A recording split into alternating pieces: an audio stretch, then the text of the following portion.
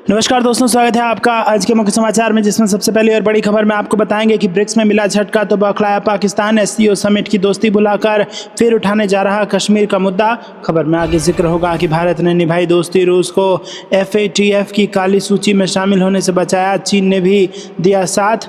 आगे जिक्र होगा कि पाकिस्तान में हर साल हो रहा हजारों महिलाओं का धर्म परिवर्तन और शोषण, भारत ने पाकिस्तान को फिर लताड़ा। खबर में आगे आपको बताएंगे कि दिवाली से देपसांग डैम चौक में पेट्रोलिंग शुरू करेगी आर्मी, LAC पर तैनात सैनिकों की संख्या नहीं घटाएगी भारतीय सेना। और यहीं जिक्र होगा कि योगी आदित्यनाथ का डंका, जम्मू कश्मीर और हरियाणा के बाद झारखंड में गरजेंगे यूपी के CM। दोस्तों, हर एक खबर की गहराई में आपको ले जाएंगे, लेकिन उससे पहले आपसे निवेदन की कृपया करके वीडियो कीजिए लाइक और चैनल को सब्सक्राइब करके बेल आइकन दबाकर कमेंट में लिखिए जय हिंद। रुक करते हैं सबसे पहली और बड़ी खबर की तरफ। ब्रिक्स में मिला झटका तो बौखलाया पाकिस्तान। SCO समिट की दोस्ती भुला फिर उठाने जा रहा कश्मीर मुद्दा। जी हाँ दोस्तों, आपको बता दें कि ब्रिक्स में शामिल होने का सपना देख रहे पाकिस्तान को बड़ा झटका लगा। ब्रिक्स की सदस्यता तो दूर, पाकिस्तान को पार्टनर का भी दर्जा नहीं मिल पाया। पाकिस्तान की दावेदारी का भारत ने कड़ा विरोध किया था। PM मोदी ने ब्रिक्स के मंच से पुतिन और चीनी राष्ट्रपति शी जिनपिंग को सुना दिया था। भारतीय PM ने साफ कहा कि किसी भी नए देश को शामिल करते समय संस्थापक सदस्यों की राय का सम्मान किया जाना चाहिए। इससे पहले रूस और चीन दोनों ने ही पाकिस्तान को समर्थन देने का ऐलान किया था। इस शर्मिंदगी के बाद अब पाकिस्तान एक बार फिर कश्मीर का मुद्दा उठाने जा रहा है, वो भी तब जब भारतीय विदेश मंत्री S जयशंकर की इस्लामाबाद यात्रा के बाद दोनों देशों के बीच दोस्ती की सुगबुगाहट तेज हो गई थी। जयशंकर संघीय सहयोग संगठन की राष्ट्राध्यक्षों की बैठक में हिस्सा लेने के लिए इस्लामाबाद गए थे और ये किसी भारतीय विदेश मंत्री की करीब 10 साल में पहली पाकिस्तान यात्रा थी। इस बैठक के दौरान जयशंकर की पाकिस्तान के विदेश मंत्री इशाक डार से खान की मेज पर अनौपचारिक बातचीत हुई थी। यही नहीं, जयशंकर ने इस्लामाबाद से लौटने के बाद पाकिस्तानी PM शहबाज शरीफ और विदेश मंत्री दोनों को धन्यवाद दिया था। पाकिस्तान की विदेश सचिव अमना बलोच इस्लामाबाद में मौजूद विदेशी राजनयिकों से कश्मीर को लेकर बातचीत करेंगी। रुक करते हैं अगली ब्रेकिंग न्यूज़ की तरफ। भारत ने निभाई दोस्ती, रूस को FATF की काली सूची में शामिल होने से बचाया, चीन ने भी दिया साथ। जी हाँ दोस्तों, रूस को फाइनेंशियल एक्शन टास्क फोर्स की काली सूची में शामिल कराने की यूक्रेन की कोशिश विफल हो गई है। भारत और चीन द्वारा इस प्रस्ताव को खारिज कर उसे काली सूची में शामिल होने से बचा लिया गया है। यूक्रेन की सरकार ने तर्क दिया था कि रूस अंतर्राष्ट्रीय वित्तीय प्रणाली के लिए खतरा पैदा करता है। इस सप्ताह पेरिस में अंतर्राष्ट्रीय वित्तीय अपराध निगरानी संस्था FATF में हुई चर्चाओं की जानकारी रखने वाले 2 सूत्रों ने कहा कि प्रस्ताव को खारिज करने वाले समूह में ब्राजील भी शामिल था। FATF के सदस्य देशों में ब्रिटेन, फ्रांस, जर्मनी, अमेरिका और अन्य प्रमुख अर्थव्यवस्थाएं शामिल हैं। FATF ने ये कहते हुए कि इस पर टिप्पणी करने से इनकार कर दिया कि उसे शुक्रवार को अपनी पूर्ण चर्चा के अंत के बाद अपने ग्रे और ब्लैक लिस्टेड राष्ट्रों के बारे में अपडेट करना है। रुक करते हैं अगली ब्रेकिंग न्यूज़ की तरफ। पाकिस्तान में हर साल हो रहा महिलाओं का धर्म परिवर्तन और शोषण, भारत ने पाकिस्तान को फिर लताड़ा। जी हाँ दोस्तों, पाकिस्तान 100 बार मुंह की खाने के बाद भी अपनी हरकतों से बाज नहीं आता। हर बार संयुक्त राष्ट्र में खड़ी खोटी सुनने के बाद फिर से अपने बयानों के जरिए जहर उगलता ही रहता है। भारत ने संयुक्त राष्ट्र सुरक्षा परिषद की बहस में कश्मीर मुद्दा उठाने के लिए पाकिस्तान की आलोचना की और कहा कि उसकी ये हरकत गलत सूचना फैलाने और सतर्कतापूर्ण उकसावे वाली है। बदलते परिवेश में शांति का निर्माण कर रही महिलाओं मुद्दे पर UNSC की खुली बहस में भारत ने अपना वक्तव्य दिया और बैठक बुलाने के लिए स्विट्जरलैंड को धन्यवाद दिया। इस दौरान संयुक्त राष्ट्र सुरक्षा परिषद की बहस को संबोधित करते हुए न्यूयॉर्क में संयुक्त राष्ट्र में भारत के स्थायी प्रतिनिधि पर्वतानेनी हरीश ने कहा कि कश्मीर मुद्दा उठाने के लिए पाकिस्तान की आलोचना करते हुए कहा कि ये घृणित है और फिर भी पूरी तरह से अनुमान लगा सकते हैं कि एक प्रतिनिधिमंडल ने गलत सूचना और दुष्प्रचार फैलाने के लिए शरारती उकसावे वाली अपनी रणनीति का विकल्प चुना। रुक करते हैं अगली ब्रेकिंग न्यूज़ की तरफ। दिवाली से देपसांग डैम चौक में पेट्रोलिंग शुरू करेगी आर्मी, LAC पर तैनात सैनिकों की संख्या नहीं घटाएगी भारतीय सेना। जी हाँ दोस्तों, भारत और चीन के बीच पूर्वी लद्दाख में वास्तविक नियंत्रण रेखा के 2 महत्वपूर्ण मोर्चों डैम चौक और देपसांग में तनातनी खत्म करने पर बनी सहमति के बाद दोनों देशों ने अपने सैनिकों को पीछे हटाने की गति तेज कर दी है। दोनों देशों के सैनिक सैन्य साजो सामान, अस्थायी शेड और टेंट हटाकर पीछे लौट रहे हैं। दोनों देश अपने अपने सैनिकों को 28-29 अक्टूबर तक विवाद के दोनों पॉइंट से पीछे हटने लगे हैं। भारतीय सेना 31 अक्टूबर यानी दीपावली के दिन से डेमचौक और देपसांग में सशस्त्र पेट्रोलिंग शुरू कर देगी। देपसांग और डेमचौक में अप्रैल 2020 से पहले की स्थिति के अनुरूप भारतीय सेना पेट्रोलिंग सुनिश्चित करेगी। भारत की ओर से इस बारे में चीन को जानकारी भी दे दी गई है। एलएसी पर टकराव खत्म करने के लिए भारत चीन के बीच ताज़ा सहमति डेमचौक और देपसांग के इलाके में ही पेट्रोलिंग शुरू करने को लेकर बनी है। रुक करते हैं अगली ब्रेकिंग न्यूज़ की तरफ। योगी आदित्यनाथ का डंका, जम्मू कश्मीर और हरियाणा के बाद झारखंड में गरजेंगे यूपी सीएम। जी हाँ दोस्तों, आपको बता दें कि यूपी के मुख्यमंत्री योगी आदित्यनाथ का डंका कायम है। झारखंड विधानसभा चुनाव में सीएम योगी आदित्यनाथ को स्टार प्रचारकों के रूप में शामिल किया गया है। बीजेपी के स्टार प्रचारकों में सीएम योगी आदित्यनाथ के अलावा लखनऊ से सांसद व रक्षा मंत्री राजनाथ सिंह को भी शामिल किया गया है। योगी आदित्यनाथ के अलावा मुख्यमंत्री के रूप में हेमंत विश्व शर्मा भी चुनाव प्रचार करते नजर आएंगे। बीते दिनों बीजेपी ने झारखंड विधानसभा चुनाव को लेकर स्टार प्रचारकों की लिस्ट जारी की थी। इसमें यूपी के सीएम योगी आदित्यनाथ, रक्षा मंत्री राजनाथ सिंह के अलावा डिप्टी सीएम केशव प्रसाद मौर्य, स्मृति ईरानी को भी शामिल किया गया। इस लिस्ट में पीएम मोदी, अमित शाह और जेपी नड्डा के अलावा 40 नेताओं के नाम शामिल हैं। बता दें कि झारखंड में 81 विधानसभा सीटों के लिए 2 चरणों में मतदान होगा। पहले चरण में 43 सीट पर 13 नवंबर को मतदान होगा। रुक करते हैं अगली ब्रेकिंग न्यूज़ की तरफ। भाजपा ने जारी की स्टार प्रचारकों की सूची। महाराष्ट्र में पीएम मोदी और योगी समेत प्रचार करेंगे 40 नेता। जी हाँ दोस्तों, महाराष्ट्र विधानसभा चुनाव का सियासी पारा चढ़ने लगा है। कांग्रेस ने शनिवार को अपने 23 प्रत्याशियों का ऐलान किया है। इसके कुछ देर बाद भाजपा ने अपने स्टार प्रचारकों की सूची जारी कर दी। सूची में पीएम नरेंद्र मोदी, केंद्रीय मंत्री जेपी नड्डा, अमित शाह, राजनाथ सिंह, नितिन गडकरी, शिवराज सिंह चौहान, असम के सीएम हेमंत विश्व शर्मा, उत्तर प्रदेश के सीएम योगी आदित्यनाथ समेत 40 नेताओं के नाम शामिल हैं। और ये सभी नेता विधानसभा चुनाव और नांदेड़ लोकसभा उपचुनाव में पार्टी प्रत्याशियों के पक्ष में प्रचार करेंगे। 20 नवंबर को महाराष्ट्र की कुल 288 विधानसभा सीटों पर मतदान है। 23 नवंबर को मतगणना होगी। भाजपा सत्तारूढ़ महायुति गठबंधन का हिस्सा है। इसमें शिवसेना और अजित पवार की राष्ट्रवादी कांग्रेस पार्टी शामिल है।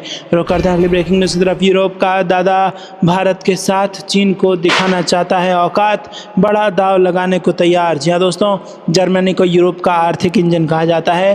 पूरे यूरोप में उसका सिक्का चलता है।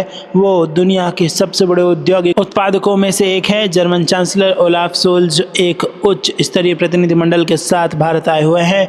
उनका मानना है कि विशाल भारतीय बाजार तक अधिक पहुंच से जर्मनी की चीन पर निर्भरता कम हो सकती है। फिर भले ही भारत पूरी तरह से चीन का विकल्प न बने। कारों से लेकर लॉजिस्टिक्स तक जर्मन कंपनियां भारत की विकास क्षमता को लेकर काफ़ी उत्साहित हैं।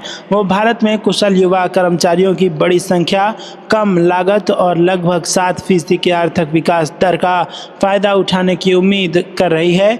ये दौरा जर्मनी के लिए एक नाजुक समय पर हो रहा है। जर्मनी की अर्थव्यवस्था निर्यात पर बहुत अधिक निर्भर है। वो लगातार दूसरे साल गिरावट का सामना कर रही है।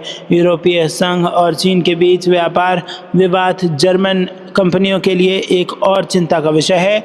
रुक करते हैं अगली ब्रेकिंग न्यूज़ की तरफ। स्वतंत्रता सेनानियों की खोज खबर लेगी मोदी सरकार। गृह मंत्रालय से सभी राज्यों को एसओपी जारी। जी हाँ दोस्तों, दशकों से सरकार से सिर्फ पेंशन का नाता रखने वाले स्वतंत्रता सेनानियों का केंद्र की नरेंद्र मोदी सरकार अब नियमित हालचाल जानेगी। अब बेहद बुजुर्ग हो चुके इन स्वतंत्रता सेनानियों की सेहत के अलावा उनके पारिवारिक और सामाजिक समस्याओं की भी जानकारी ली जाएगी। साथ ही उनका निदान भी किया जाएगा। वर्ष 2022 की समीक्षा के अनुसार देश में फिलहाल 4004 स्वतंत्रता सेनानी जीवित हैं। इनमें से कई गंभीर रूप से बीमार हैं तो बड़ी संख्या में पारिवारिक समस्याओं में उलझे हुए हैं। गृह मंत्रालय के स्वतंत्रता सेनानी एवं पुनर्वास प्रभाग ने इस संबंध में सभी राज्यों को एसओपी जारी किया है। प्रभाग के निदेशक रामचरण मीना ने इसके लिए सभी राज्यों के मुख्य सचिव को पत्र लिखकर कहा कि देश के बुजुर्ग हो चुके सभी जीवित स्वतंत्रता सेनानियों का नियमित हालचाल लिया जाए। सभी अनुमंडल पदाधिकारियों को ये जिम्मेदारी दी जाए कि वो 6 महीने में कम से कम एक बार स्वतंत्रता सेनानी के घर पहुंचे और उनके स्वास्थ्य के अलावा पारिवारिक और सामाजिक समस्या के बारे में जानकारी ले। इसके अलावा यदि उनके पेंशन से संबंधित कोई समस्या हो तो उसका भी निदान करें। रुक करते हैं अगली ब्रेकिंग न्यूज़ की तरफ। लद्दाख में दिखने लगा समझौते का असर, चीन ने कहा सुचारू रूप से हो रही सैनिकों की वापसी। जी हाँ दोस्तों, पूर्वी लद्दाख में भारत और चीन के समझौते का असर दिखने लगा है। वास्तविक नियंत्रण रेखा के पास दोनों देशों के सैनिकों की वापसी शुरू हो गई है। इसको लेकर चीन का भी बयान सामने आया है। चीन ने कहा कि समझौते के तहत दोनों देशों की सेनाएं अपने अपने जवानों की वापसी में जुटे हैं और ये प्रक्रिया सुचारू रूप से चल रही है। भारतीय सेना के सूत्रों के मुताबिक सैनिकों की वापसी की प्रक्रिया पूरे होने के बाद टकराव वाले दोनों पॉइंट्स पर पेट्रोलिंग शुरू होगी और दोनों पक्ष अपने अपने सैनिकों को हटाकर अस्थायी ढांचों को नष्ट कर देंगे।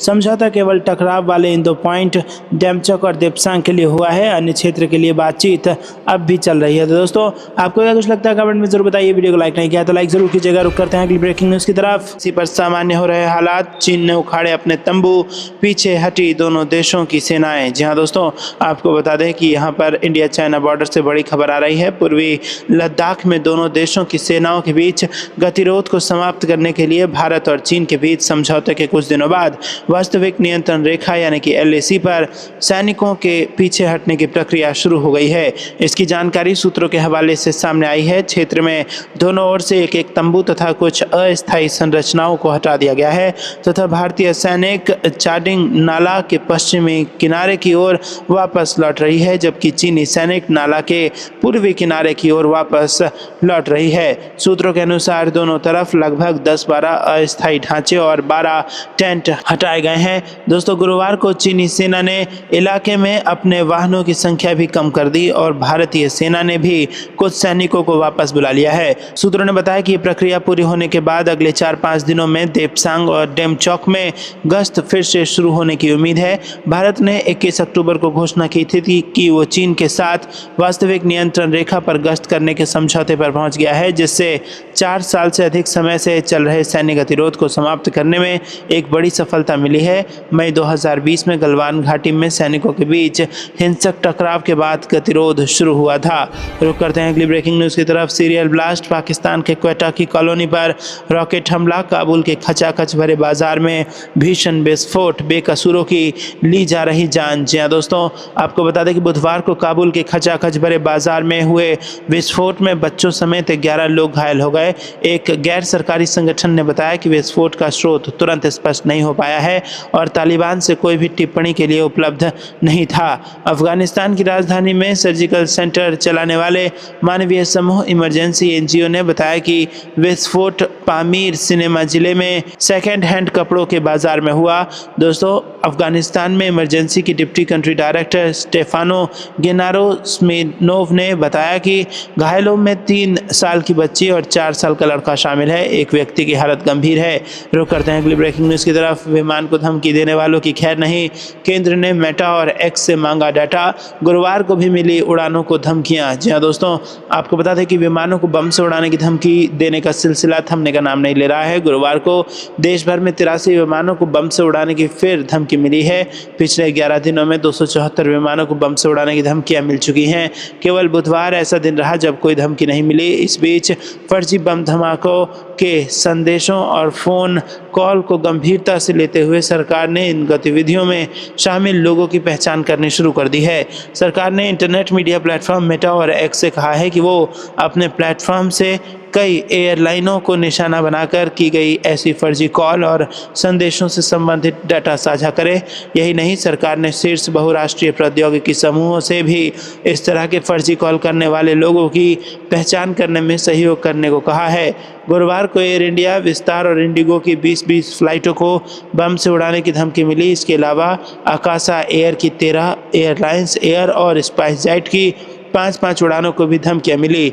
रुक करते हैं अगली ब्रेकिंग न्यूज़ की तरफ। भारत जर्मनी की दोस्ती ने पकड़ी नई रफ्तार, कई समझौतों का हुआ आदान प्रदान। पीएम मोदी बोले, हम शांति के लिए हर संभव योगदान देने को तैयार। जी हाँ दोस्तों, प्रधानमंत्री नरेंद्र मोदी ने जर्मन चांसलर ओलाफ सोल्ज से शुक्रवार को मुलाकात की और उनसे भारत जर्मनी की दोस्ती को गति देने वाले विभिन्न मुद्दों पर चर्चा की। इस दौरान भारत और जर्मनी ने दिल्ली के हैदराबाद हाउस में प्रधानमंत्री नरेंद्र मोदी और German chancellor Olaf Scholz Scholtz की उपस्थिति में समझौता ज्ञापनों और समझौतों का आदान प्रदान किया। नवाचार और प्रौद्योगिकी पर रोड मैप और रोजगार और श्रम के क्षेत्र में एक संयुक्त घोषणा पत्र पर समझौता ज्ञापन का आदान प्रदान हुआ। इस दौरान मोदी ने कहा कि मैं चांसलर स्कॉल्स और उनके प्रतिनिधिमंडल का भारत में हार्दिक स्वागत करता हूं। मुझे खुशी है कि हमें पिछले 2 वर्षों में तीसरी बार भारत में अपना स्वागत करने का अवसर मिला है। मेरे तीसरे कार्यकाल की पहली IGC बैठक अभी संपन्न हुई है। मैं अभी CEO फोरम की बैठक से आ रहा हूं। इसी समय जर्मन नौसेना का जहाज गोवा में बंदरगाह पर उतर रहा है और खेल जगत भी पीछे नहीं है। हमारी हॉकी टीम के बीच मैत्रीपूर्ण मैच भी खेले जा रहे हैं। साथियों, चांसलर स्कॉल्स के नेतृत्व में हमारी साझेदारी को नई गति और दिशा मिली है। उन्होंने कहा कि मैं जर्मनी की भारत पर ध्यान केंद्रित करने की रणनीति के लिए चांसलर स्कॉल्स को बधाई देता हूं। इसमें दुनिया के 2 सबसे बड़े लोकतंत्रों के बीच साझेदारी को व्यापक तरीके से आधुनिक बनाने और आगे बढ़ाने का खाका है। रुक करते हैं अगली ब्रेकिंग न्यूज़ की तरफ। तेल में बड़ा खेल करने की तैयारी में मुकेश अंबानी बना लिया है बड़ा प्लान। जी हाँ दोस्तों, आपको बता दें कि देश की सबसे वैल्यूएबल कंपनी रिलायंस इंडस्ट्रीज तेल के बिजनेस में बड़ा फेरबदल करने की तैयारी में है। रॉयटर्स की एक रिपोर्ट के मुताबिक रिलायंस इंडस्ट्रीज अपने ट्रेडिंग ऑपरेशंस का पुनर्गठन कर रही है। इसमें दुबई से क्रूड ऑयल ट्रेडिंग टीम को वापस बुलाना शामिल है। रिपोर्ट में सूत्रों के हवाले से दावा किया गया है कि रिलायंस जामनगर में दुनिया का सबसे बड़ा रिफाइनिंग कॉम्प्लेक्स चलाती है और उसकी योजना इस साल के अंत तक दुबई से अपनी क्रूड ट्रेडिंग टीम को वापस बुलाने की है। सूत्रों का कहना है कि रिलायंस ने कच्चे तेल की सप्लाई के लिए रूस के साथ लॉन्ग टर्म एग्रीमेंट किया है और इससे स्पॉट कार्गो खरीदने की जरूरत कम हो गई है। जी हाँ दोस्तों, एक सूत्र ने कहा कि रिलायंस की अब रूस के साथ क्रूड इंपोर्ट डील हो गई है। साथ ही उसकी मिडिल ईस्ट के बड़े प्रोड्यूसर देशों के साथ भी डील है। इसीलिए दुबई में स्टाफ पर ज़्यादा खर्च करने का कोई मतलब नहीं रह गया है। इस बारे में रिलायंस ने ईमेल का जवाब नहीं दिया। 2021 में रिलायंस ने ऑयल फॉर रिफाइंड फ्यूल की ट्रेडिंग के लिए UAE में एक ऑफिस खोलने की घोषणा की थी और इसके 1 साल बाद मुकेश अंबानी की कंपनी ने अपनी क्रूड ट्रेडिंग टीम को दुबई भेजा था। यूक्रेन पर रूस के हमले के बाद दुबई रूसी तेल के व्यापार का हब बनकर उभरा था। रुक करते हैं अगली ब्रेकिंग न्यूज़ की तरफ। 1.5 लाख एकड़ से अधिक का लैंड बैंक तैयार करने में जुटी योगी सरकार। जी हाँ दोस्तों, उत्तर प्रदेश को औद्योगिक प्रदेश बनाने की दिशा में योगी आदित्यनाथ सरकार लगातार प्रयासरत है। सरकार का लक्ष्य 2027 तक 1.5 लाख एकड़ से अधिक का लैंड बैंक तैयार करना है, जिससे राज्यों में औद्योगिक निवेश और विकास के लिए आवश्यक भूमि उपलब्ध कराई जा सके।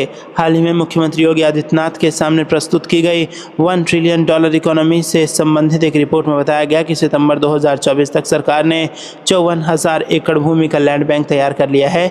इसमें से 30-40% भूमि का उपयोग औद्योगिक उद्देश्यों के लिए किया जाएगा। ये भूमि UP SIDA, Noida, greater Noida, YEIDA और गीडा जैसे प्रमुख औद्योगिक विकास प्राधिकरणों द्वारा अधिग्रहित की जा रही है, जो राज्य के विभिन्न क्षेत्रों में औद्योगिक परियोजनाओं के लिए आवंटित होंगी। योगी सरकार का लक्ष्य 2024-25 के वित्तीय वर्ष के अंत तक 82,000 एकड़ भूमि का लैंड बैंक तैयार करना है। इसके बाद अगले साल 2 से 3 साल में शेष भूमि का अधिग्रहण और आवंटन करके 1.5 लाख करोड़ से अधिक का लैंड बैंक तैयार किया जाएगा। इस वित्तीय वर्ष में अब तक 21,751 एकड़ भूमि अधिग्रहित की जा चुकी है, जो औद्योगिक विस्तार के लिए एक सकारात्मक संकेत है। इसके अलावा 5811 एकड़ भूमि का विकास किया गया है और ये उद्योगपतियों को आवंटन के लिए तैयार है। रुक करते हैं अगली ब्रेकिंग न्यूज़ की तरफ। छोटे उद्यमियों को सरकार ने दिया दिवाली का तोहफा। मुद्रा योजना के तहत अब मिलेगा 20 लाख रुपए तक का लोन। जी हाँ दोस्तों, आपको बता दें कि सरकार ने देश में उद्यमिता को बढ़ावा देने के लिए प्रधानमंत्री मुद्रा योजना के तहत ऋण सीमा दोगुनी कर 20 लाख रुपए कर दी है। वित्त मंत्रालय ने शुक्रवार को जारी एक बयान में इसकी पुष्टि की। मंत्रालय ने कहा कि इस वृद्धि के जरिए हम मुद्रा योजना के समग्र उद्देश्यों को आगे बढ़ाना चाहते हैं। इस संबंध में गुरुवार को अधिसूचना जारी की गई। वित्त मंत्री निर्मला सीतारमण ने 23 जुलाई 2024 को केंद्रीय बजट 2024-25 पेश करते हुए कहा था कि प्रधानमंत्री मुद्रा योजना के तहत सीमा मौजूदा 10 लाख रुपए से बढ़ाकर 20 लाख रुपए की जाएगी। सीतारमण ने लोकसभा में बजट पेश करते हुए कहा था कि उन उद्यमों के लिए मुद्रा ऋण की सीमा मौजूदा मौजूदा 10 लाख रुपए से बढ़कर 20 लाख रुपए की जाएगी, जिन्होंने तरुण श्रेणी के तहत पहले कर्ज लिया और फिर सफलतापूर्वक चुकाया है। प्रधानमंत्री नरेंद्र मोदी ने 8 अप्रैल 2015 को प्रधानमंत्री मुद्रा योजना पेश की थी। उसका उद्देश्य गैर कॉरपोरेट, गैर कृषि, लघु एवं सूक्ष्म उद्यमियों को आय उत्पादक गतिविधियों के लिए 10 लाख रुपए तक का आसान जमानत मुक्त सूक्ष्म ऋण उपलब्ध कराना है। दोस्तों, आपको क्या कुछ लगता है कमेंट में जरूर बताइए। वीडियो को लाइक नहीं किया तो लाइक जरूर कीजिएगा। रुक करते हैं अगली ब्रेकिंग न्यूज की तरफ। पर शांति होनी चाहिए प्राथमिकता, 5 साल बाद शी जिनपिंग से मिले पीएम मोदी की 2 टूक। जी हाँ दोस्तों, प्रधानमंत्री नरेंद्र मोदी ने बुधवार को रूस के कजान में ब्रिक्स शिखर सम्मेलन से इतर चीन के राष्ट्रपति शी जिनपिंग के साथ द्विपक्षीय वार्ता की। बैठक में पीएम मोदी ने 2 टूक शब्दों में कहा कि सीमा पर शांति और स्थिरता बनाए रखना हमारी प्राथमिकता होनी चाहिए। बता दें कि मई 2020 में पूर्वी लद्दाख सीमा विवाद उत्पन्न होने के बाद दोनों देशों के बीच शीर्ष स्तर पर यह पहली बैठक है। प्रधानमंत्री नरेंद्र मोदी और चीन के राष्ट्रपति शी जिनपिंग के बीच द्विपक्षीय वार्ता ऐसे समय में हुई है जब 2 दिन पहले ही भारत और चीन ने पूर्व लद्दाख में वास्तविक नियंत्रण रेखा पर अपनी सेनाओं द्वारा गश्त करने के समझौते पर सहमति जताई थी। 4 साल से चल रहे गतिरोध को समाप्त करने की दिशा में इसे भारत की तरफ से बड़ी सफलता माना जा रहा है।